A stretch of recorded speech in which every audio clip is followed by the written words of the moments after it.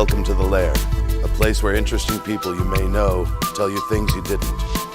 So grab a chair and your favorite vice and get comfortable. There are no rules in the Lair, but there is Laura Babcock. You know her from TV, and she is not into media monogamy. Let's find out who else is in the Lair.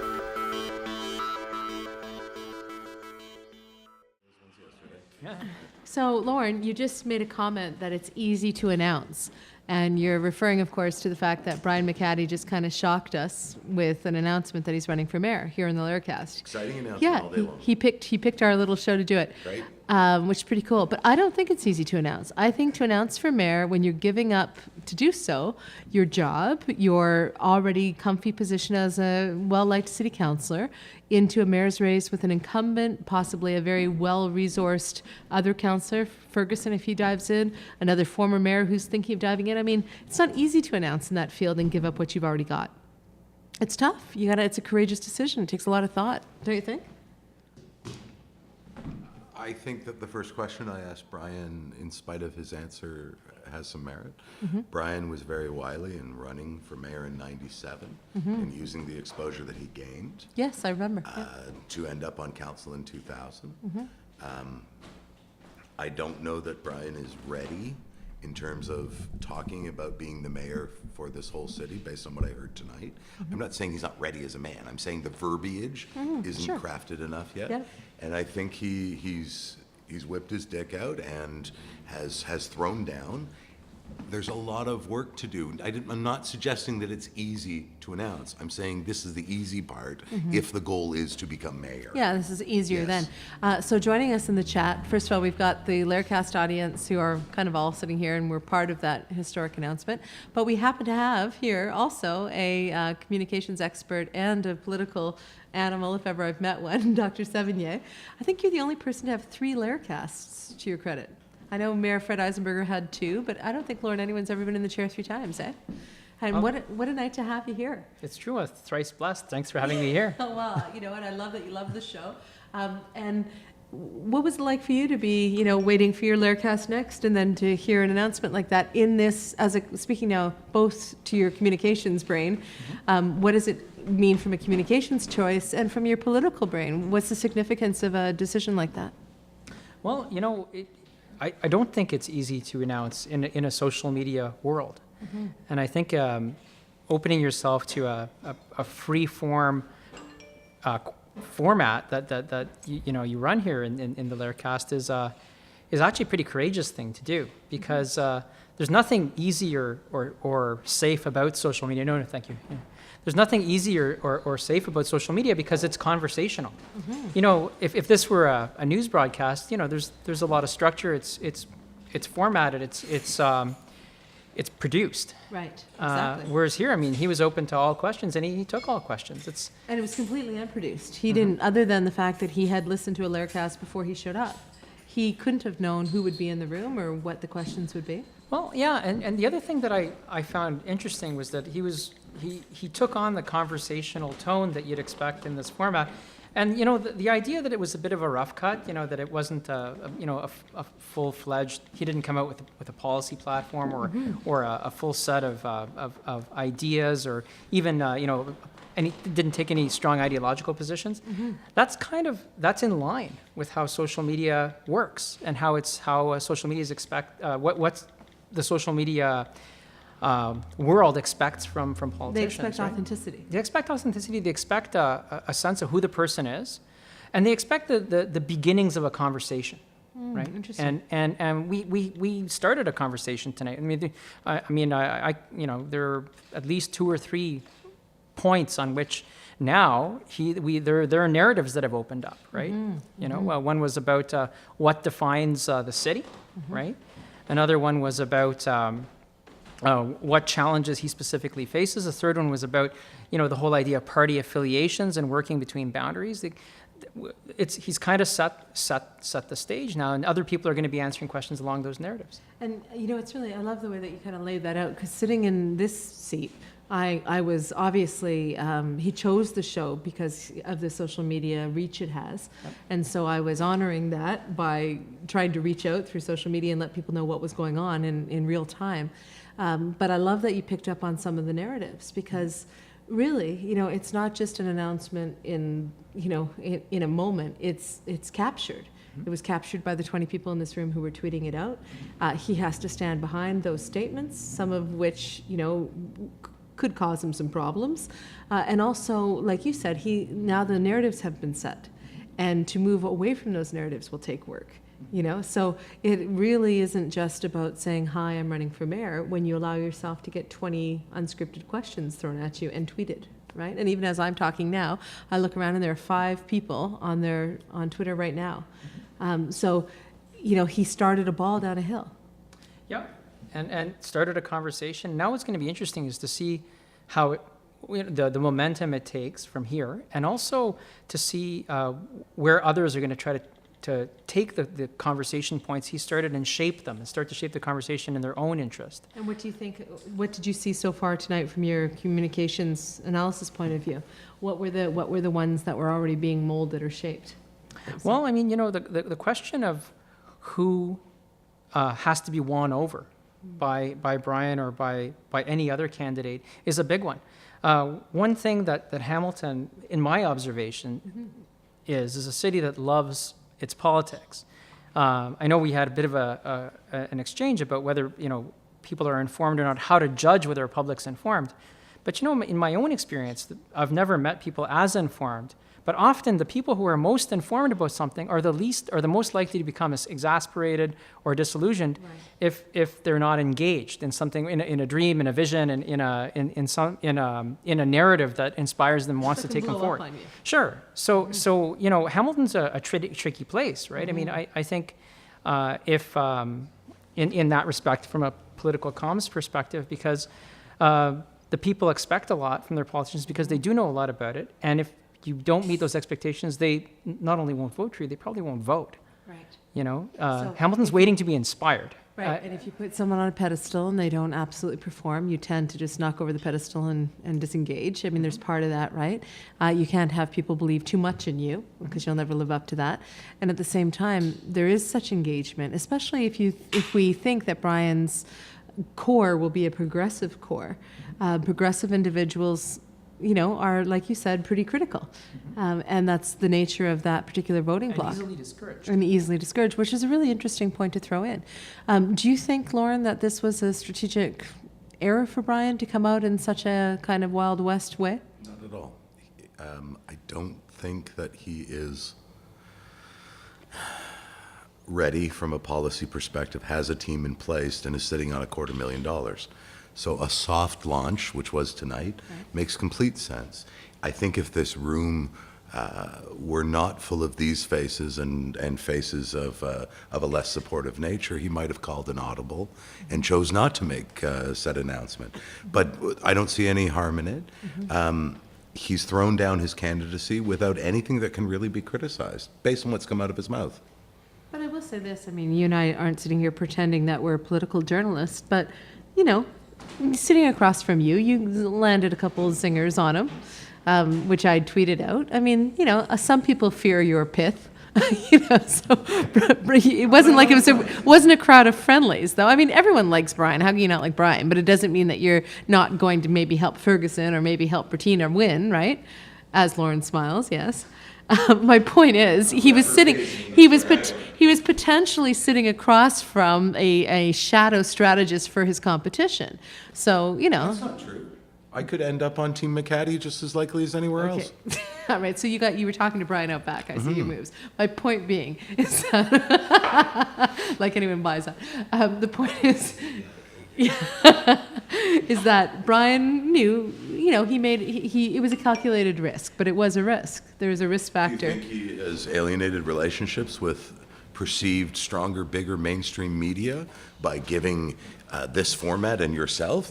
That's a question, but what do you think? Not at all. I think that... Is that a punch in the box to Dreschel that he confirms here? Punch in the box.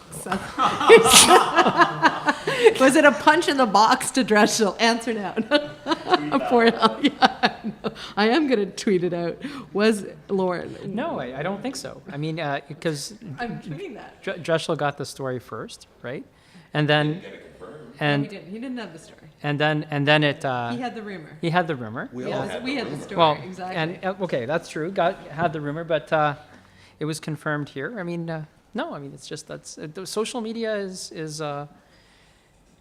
where it's happening in terms of news right now and in terms of politics. I think this potentially sets up an amazing opportunity and a landmark election if, in fact, that we have the incumbent mayor, McHattie, another councillor, perhaps right-leaning, that this would be ideal for the outsider, for the Barack Obama, the mayor of Calgary, the exotic something else, and whether that's female, ethnic, somebody who's not in politics, I think there's a real potential of an outsider dark horse. I have no idea who that would be, but just theoretically. What's with you and the exotic? Yeah, how about progressive? That's exotic.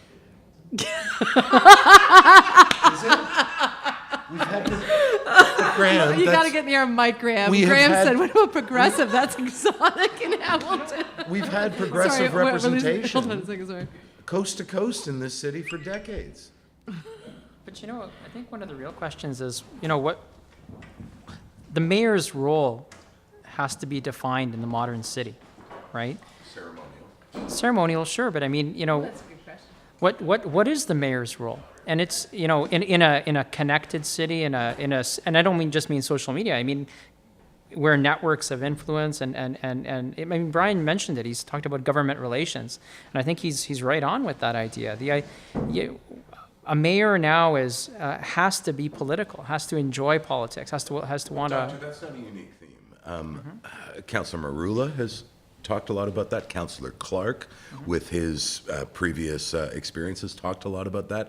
That's some low-hanging fruit from this council to be talking about in terms of this council suggesting its ongoing weakness is government relations. We've been hearing a lot about that. So for Brian to come out with that statement is. Well, sure, but the bigger question is what good is a mayor these days, anyways, right? Because I mean, One vote. Yeah, but I've never bought that one vote nonsense. I mean, a mayor has, if you will, it's got the ultimate soapbox, has in some sense the moral authority, or at least the populist An authority. effective mayor does. Right. Okay. Well, this is Well- this is the point that I'm making. A mayor who understands the limits and the access at the same time, right? You're limited to one vote, which means you have to actually lead a voting block. You have to line up your votes. You have to inspire. You have to use your bully pulpit. You have to use your access to media. You have to use your populist authority of speaking for the whole city. When you understand those things, you can be extremely powerful. It's a mayor who doesn't get that becomes relegated to one of 16 and often 1 against 15, which is what we've been seeing. So this was my question to Brian. Like, I would expect, with a city with the momentum we've got now, that any mayor who's going to come out in a social media environment is going to have the wherewithal to understand that there is a narrative to pick up on the national scene, and you can grab it instantly.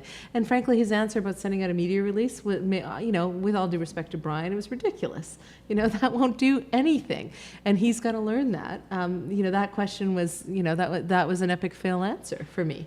Because, what mayor doesn't send out a media release that doesn't get you on the front cover of Maclean's? So I feel like this city has to have a mayor who can get that. Now, can Brian be that guy? Possibly.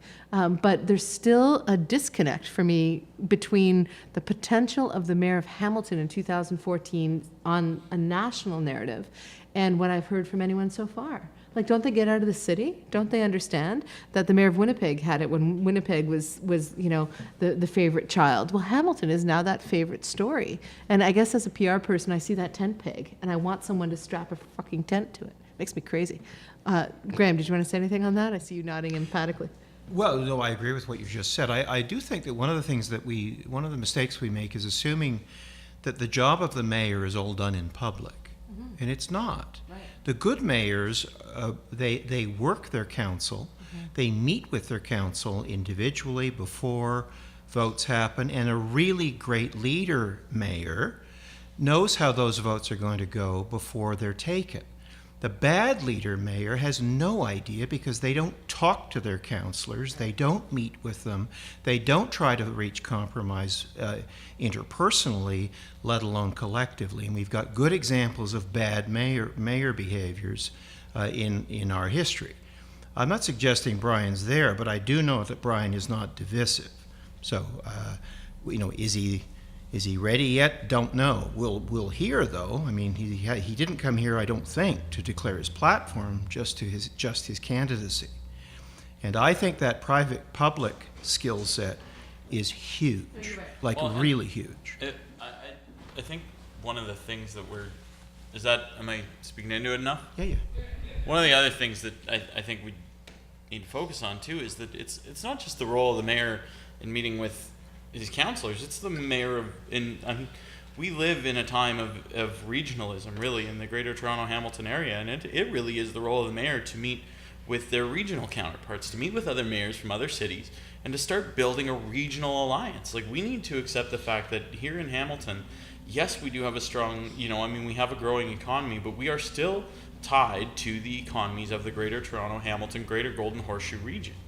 And if we don't have a mayor that can effectively advocate for our city on that stage, what's the point of having those mayor congresses and having those meetings? So we need someone that's going to do the backroom stuff with not only the council, but with people outside of our city. And I think Brian would be really good at that. Well, here's hope that it can improve, from where we are. And I just tweeted out, I just dropped my first F-bomb in frustration about the performance gap I see between mayors and the national opportunities. And somebody just tweeted, absolutely, completely justified. I mean, I think I'm not the only person who sees a greater potential for the mayor of Hamilton now. And it's not anything that council has done themselves. It's not anything that any individual has earned. It's just the fact. Hamilton's the it city, the cool story, and you got to jump on that. So what did you think about his comment where he said, if people are stupid, they won't vote for me? Was that one of those, for me, that was the tweetable moment. If I were, back in my reporter days, I'd be saying to my camera guy, did you tell me you got that? I mean, that's the easiest takeaway. Right. That's a beaut. That is a beaut. Yeah. Right? So that being said, Lauren, not to say you're ever going to be an operative against Brian McCaddy's mayoral campaign, but hypothetically speaking, that easily puts the question, right? So if you vote for anyone else, you're stupid, which makes it an elitist statement. Well, I don't know if that's exactly what he said, right?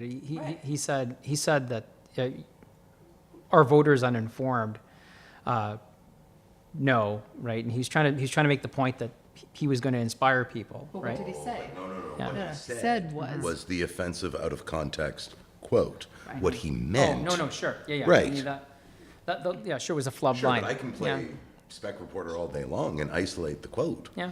Yeah, but you don't even need to isolate the quote because the quote stands on itself. It is a declarative statement. It wasn't part of another sentence. There wasn't any and, but, or. He said as a single statement, well, if somebody's stupid, they're not going to vote for me anyway. Point being that he hopes to have an engaged, informed, progressive electorate behind him. That to me was the point of that statement. But the statement stands on its own. It's quotable on its own. It doesn't need to, it's not out of context to quote that statement because he said that as a complete thought. Right? I mean, and by the rules, correct me if I'm wrong, but that was a complete standalone thought explaining what he sees as his prime audience for his appeal. And that can be flipped on its head to say, well, then if someone votes for the incumbent or for your colleague, are they therefore stupid? Is it an intellectual elitism that kind of slid out, which plays to the progressive narrative?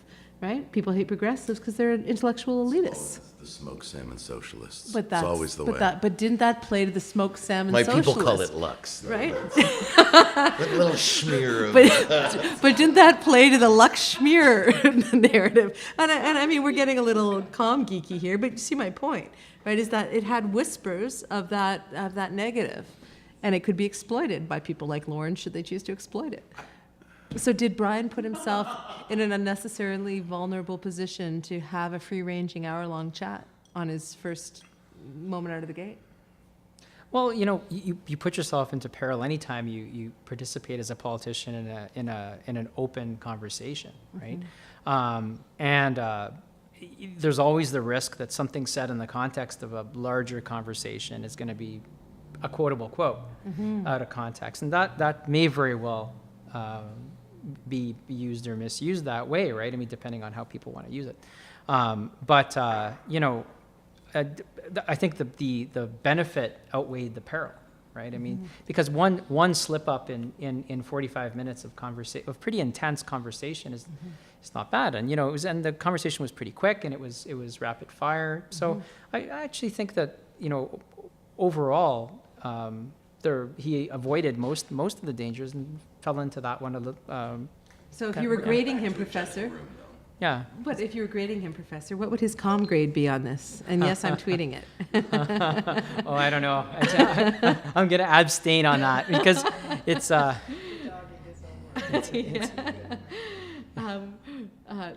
But overall, you feel as though for the risk inherent in this kind of environment, the benefits outweighed the risk for him? Well, sure, because they're for the one arguably controversial point, there were many narratives that he set. And there were many stories that he's opened up now, which other candidates who are going to announce afterwards and who are going to have to listen very carefully to this, and their comms people are going to have to listen very carefully to this. To your broadcast with him. Oh, poor them. They have to listen carefully to a Laircast. No, we don't even listen carefully. You make a good point. And they're gonna and they're because if you come out first, you set the pace, right? Yeah, I agree, and I think there's something laudable. Like we saw in the Toronto mayor's race, a former councillor said, "I'm getting in now because I've got a long road to hoe, a road to hoe." But you know what else it is? It's about community building. Modern politics is about building a community. People like to use the term building a movement, which is, I think it's ambitious to say that, but I think building a community around a political brand is important. I think Brian brings a community with him, and also has a cross-partisan appeal, and I think he brought those points out really effectively during the interview, right, with you, and during the conversation with everybody else. I also think that he talked about the idea of, he was critical of his traditional constituencies a little bit, when talking about the tax base, right, but the not-for-profits and government. I'm really glad you were here listening so carefully. Yeah, so I mean, he was courageous in a lot of ways. I mean, one verbal slip-up, but the rest of it was, I thought, he was well-spoken. He was nonpartisan. Yeah. I think he's gonna have a very long week, though. What's that, Rob? He's gonna have a very long week. Because. He doesn't have a team. What's that? He doesn't have a team. And he's got 4 days till the weekend, and he's going to be peppered with questions, and it doesn't sound like anyone's going to be there to say, that was right, that's wrong. Whoever's going to help him out. No, Rob, he's made it clear that he's not a real candidate until January when he can register, and he can just brush it all off till then. He can. He can. Sure, he can. But that being said, it takes a certain amount of skill to do that, right? And it's not and I don't even know that would be a good choice. Because to come out kind of boldly, bravely in a social media format where you're kind of saying, I'm in this, I'm serious, I'm not afraid, and I'm laying down, as you said, whipping it out or whatever you said, throwing it down. For him to do that and then to back away and hide behind a technicality. If the Spec editorial board calls him and says, come in tomorrow for lunch, Right. we want to hear about your policy, he's fucked. Right. He's not ready for that. So he's going to have to play, no, I am still a counselor. He has to. Well, he's a nice, agreeable guy. He can do anything. But even speaking to that, he could take the road that until the writ is dropped, he is going to be representing his constituents. Well, it's not even Well, let's be really clear, in though. January, right? The sitting mayor won't do that, Lauren. But he has. Won't go to the editorial Oh, well. board and talk. Well, that's Well, that's a different issue entirely. The sitting mayor did put in a Hamiltonian article that if anyone's going to run against him, they're going to have to prove that the city's not better off than before he got there. So he's already laid out what his platform's going to be, right? Prove that we're not better off, kind of prove a negative when in fact you can't because the city is doing well. But that's his tactic, at least so far that I've seen. Come on, it is a fair statement to suggest that if, in fact, everything is vastly improved, perhaps he was your mayor. Despite. And that is as valid opinion as any. That would be like me taking credit for it, Ron, because I was here too. Well, you could take. I didn't do anything about it. Graham, you could take credit for it by suggesting that you voted for him.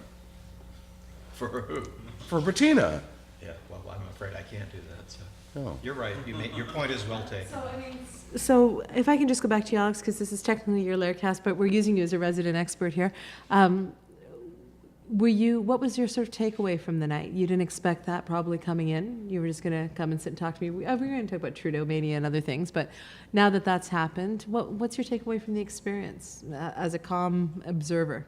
What's your feeling on what we've got here tonight? Well, like you said, it's a moment in Hamilton history, right? And it's exciting to see someone use a social media forum, a community building forum to announce, because it's like announcing to a very large town hall meeting in a lot of ways. Yeah, it I really mean, is. here we are in a small group of less than a dozen people, but or fewer than a dozen people. But really, if you look at everybody's social media followings and followers and networks here, it's huge. Well, and it's so interesting you say that, because I like to sometimes, I probably won't have time to do this tonight on this, because I imagine this will keep going, but were we to sit back and count the retweets? Go ahead, sorry. Oh, I was just going to say, were we to count the retweets just between the different Twitter accounts I know of, we've had the potential to touch, I don't know, maybe some of the same people, but tens of thousands, I'm guessing. Just between my 4 accounts alone. Well, most of the city knows that he probably already knows that he's declared his candidacy. Which is bananas. Well, and We haven't even aired the tape. We but haven't even the posted other it the online. other well, it won't take long. Most of the city knows from tweeting. But could it be on CHML by now? And That's with the what spec I'm picked saying. up? I mean, That's what he's saying. social media tends to lead the mainstream media now. So it's right. And no, it it's won't really take long for it to be on the mainstream media too. But yeah. I mean the point I was going to make is that the idea of this town hall meeting or community building is important, right? And he has a big task ahead of him now, because one thing that announcing on social media and having the retweets and Facebook posts and all the other status updates across all the platforms that are going to happen tonight and tomorrow and the coming days, as well as the media requests, etc., means it's going to be a lot of maintenance for him. A lot of work, because one thing about announcing on social media means that you have to have a presence and be active there. Registered the domain McCaddy for mayor. He's working on his shadow attacks already. So it's going to be. I hope Brian has his thumbs in good shape, because Yeah, he's gonna exactly. have a busy week. Well, and that's a great question. Does he know how to leverage the momentum and the threads that he started? Anyone running, obviously, from what we've seen tonight, anybody who's going to be in this race now had better get their social media skills up.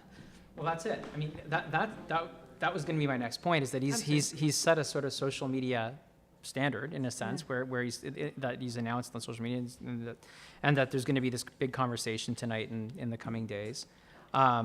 What'll be interesting to watch is to see the follow through. What comes next? Yeah, it will be really interesting. And you have to be good at social media to understand how to leverage momentum and how to continue that, and to get things to really resonate. It's quite complex. It helps if there's something that goes viral because it's just so interesting, like an announcement of this nature or one of those comments he made. But it's, for those of us who do this for sport and for passion, there really are 50 different tricks to keeping it going in the direction you want it to. And I don't know that he has that capacity. So it could be a lost opportunity in some ways. It could be, but I think his challenge is not so much the challenge of the political comms expert or the PR person, so much as it is just to actually answer questions, participate in the conversation in the ways that he actually has done up to now, and to maybe be active and engaged with people who will want to be engaged with him over the next couple of days. That any of us have considered the repercussions of his council colleagues of such an early announcement. So perhaps if we can suggest that Lloyd is giving it a good sniff, and things like Lloyd's position on LRT, and Lloyd now assuming a leadership role within the Police Services Board, are done within the framework of being a counselor to show his leadership. This is a little outside the box. I wonder if any of his colleagues will have their nose out of joint and look for the opportunities to pull his pants down. Also, though, isn't he also possibly strategically, if Lloyd is lining them up quietly, Brian just threw out publicly for their support? I mean, there's something to be said with saying, you know what, no more speculation, I'm running. Sure, except there are counselors that would absolutely never back Lloyd. Right. There are counselors that would absolutely never back McCaddy. And then there's a large contingency of counselors who would tell you, of course I'll back you, and Right, and then they're just saying that. But by getting out so publicly. That comes through on radio. Well, it's Laircast. We'll have pictures of it, maybe. So on the whole of this, then, Dr. Sevigny, and we'll have you in, obviously, on other things. But to have you here tonight is really a privilege, I think. Well, it's a privilege, but it's also super cool because as someone who put this Laircast together just to have fun chats with interesting people, because Rob really felt that Hamilton was devoid of a good environment for interesting conversation to be really recorded. so I have the wiki results from the 97 mayoral election. Oh yeah? Hold on, let me finish my point. One sec. I'm just building up to something here. But to have you here and to have your expertise coming right out of a moment that none of us predicted, just the timing of it, I think, is really cool. So I love having you here tonight. Thanks. What's that? What? Okay, you keep pointing at your crotch. What do we need to know? I'm pointing at my crotch. What are you pointing at? This. Okay, what? Okay. Obviously, McCaddy for mayor is going to garner more than 4,254 votes. We all are in consensus. I think so, yes. Okay. I think that's a good assumption. With consensus, not knowing the field, can we guarantee he will place better than fourth this time? Okay, will Brian Yes. place better than fourth? Absolutely. Guaranteed? Are you trying to wager right now? Yeah, because you know, he's against a You know what? casino, and so no, is he. And so no, I wouldn't do that. Not downtown, anyways. Yeah. We can drive out to the. Flamborough, go I'll for ask it. you the question up on the mountain, Mr. Green. I'll meet you up there, Lauren. Oh man, that was all what the I'm sprinkler cast. suggesting Yeah, is okay, go. In a Bettina, Eisenberger, McCaddy, Ferguson field, is McCaddy the winner? Second, third, or fourth? Like, Well, who would possibly know at this point? I understand. What's the point you're making? You want us to guess why? I just want to make sure that Brian does better than last time. That's all. Well, thank you. We help make that happen. Is that an offer? Fantastic. That's excellent. No, a serious answer to your question. If he can't do better than you're saying, the field is Ferguson. I have no idea. Okay, but the field matters, right? If you're going to ask me to make that kind of a guess, if he can't take the progressive vote from Eisenberger, who's already had a chance at it. Chamberlain, who's not running. Right, just right. lives in But I'm just saying, if it's Eisenberger and him, and there's similar constituency there, Yes. and the guy who's trying it for the first time can't inspire more than the guy who had a shot at it, and some would say, had mixed results, then Brian shouldn't be running. Like, if he can't come in and say, I can take this constituency to a new place, then he shouldn't be running. If Eisenberger's in, it's a big problem for him. But if he can't distinguish himself from Fred's record and get that constituency, he shouldn't be in the This game. announcement is altogether different than a polished announce with Horvath on one side, Christofferson on the other, and a giant orange crush, we will elect you. Yeah, which will probably be coming. And I'd be fascinated to know whether or not the Orange Army saw this coming. I'd love to hear what's happening in the NDP back rooms about how Brian decided to come out of the gate. That'd be really interesting. So I'm with Alex. The next couple of days will be fascinating. And I love that your comment that he set a standard about social media engagement for this mayor's campaign, because that alone sent chills through a couple of candidates, I can tell you. There's a couple of anti-social media people running for mayor.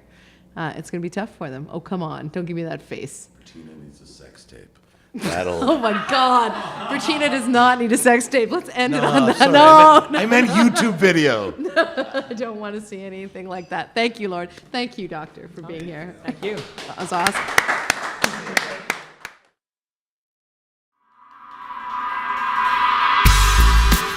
Chats in the Lair is a Power Group production.